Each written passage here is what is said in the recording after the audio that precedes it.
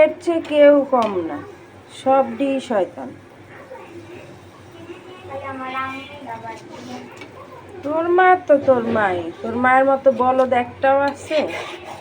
বলদ না হইলে জামাইরে শোয়ায় বয়ে খাওয়ায় তুলে তুলে। আরে আম্মু আম্মুর অনেক বুঝাইতেছে, দুজনে না থাকবা আব্বুকে একটা ব্যাঙ্গাই কিনে দেই, শাকসবজি আবার শাকসবজি করো, আমি দিদি আবার রিগুলার শেষ করলা বেতন পাইলে পরে তোমার টাকা জমা একটা দোকান খুলে।